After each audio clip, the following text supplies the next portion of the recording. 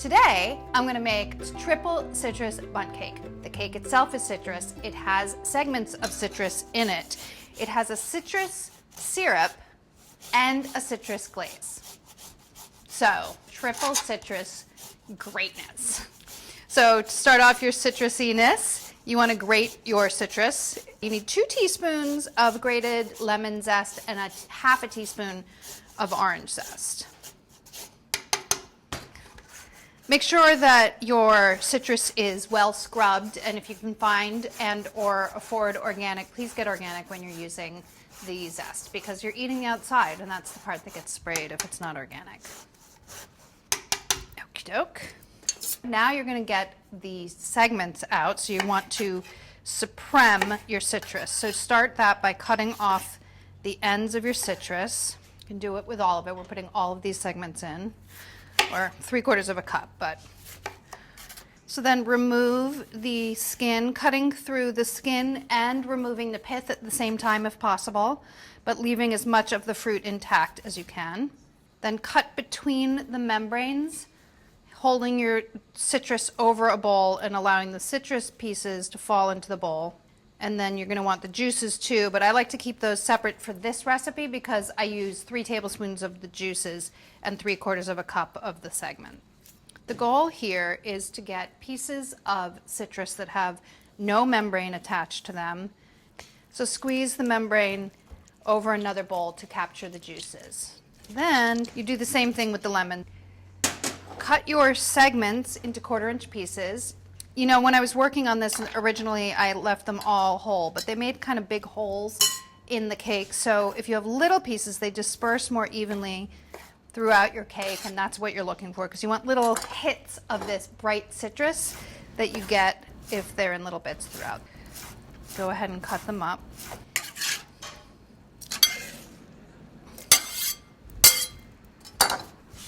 Now, let's move on. Into your mixer bowl, you're going to sift your ingredients. So you need 2 3/4 cups of all-purpose flour.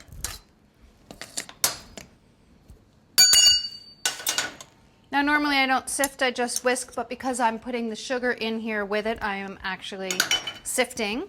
And then to that add 1 3/4 cups of super fine sugar. You're going to add the wet ingredients to the dry ingredients, and if you use a superfine sugar, it'll dissolve more quickly. 2 teaspoons of baking powder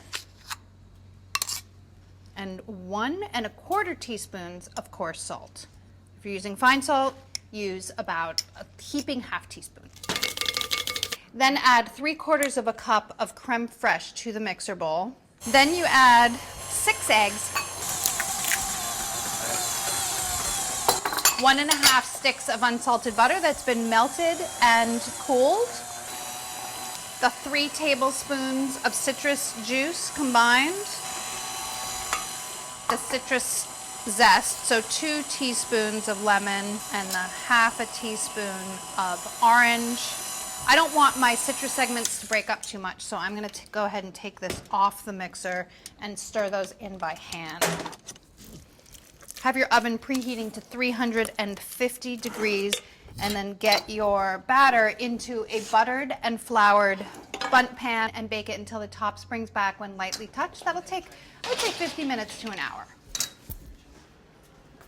Okay, when the cake is done, let it cool in the pan for about 15 minutes and then turn it out onto a rack and then let it cool for about 10 minutes, and then you're going to want to glaze it. And how I like to do that is in a pie plate, something that can sort of cuddle the cake, because you're going to brush it with a syrup, and here's the syrup ingredients. So in here I have 1/3 of a cup of lemon juice, 3 tablespoons of orange juice, and to that I'm adding a half a cup of sugar. This is a syrup that is going to soak into the cake. When I took the cake out of the oven, I didn't turn the oven off, because this is actually going to go back into the oven just for a few minutes for the syrup to set on the cake before it gets its final touch, which is a glaze. I know, crazy, right? Trust me, it's worth it.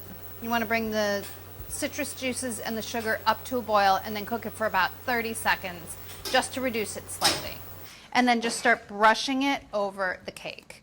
This takes just a few minutes, but you really want to just go in there and make sure every single piece of the cake gets some of this syrup because it's super tangy and amazing. I love this part. It's so good. Then sometimes I get really impatient and I just pour it over the top.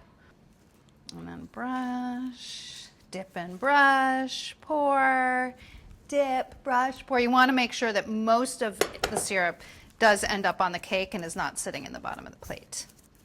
Put the cake back on your wire rack and get it into the oven for about 5 minutes. I'm just going to go ahead and make my glaze. This is a cup of confectioner's sugar, and to that I am going to add 2 or 3 tablespoons of lemon juice. I'm going to start with 2. You can always add more, but you can't take it back. You want a glaze that is thick enough to pour, but not like a white. I don't want it to end up being super white on the cake. I'm not looking for that. I'm looking for like a sort of shiny, translucent-y glaze. And then I'm going to brush this over the cake. And then immediately you brush it with the glaze, and the glaze will go on white, but because the cake is still warm as you're glazing it, it will get clear. And then it dries really shiny. So beautiful. So citrusy. It's crazy. If you want that white glaze look, like the drippy white glaze look, let your cake cool and then glaze it with the same exact glaze. And that'll be all like thick and white. So make it. Don't share it with anybody. You're not going to want to. You want to keep it all to yourself because it's that delicious. It's triple citrus pound cake and you are going to adore it.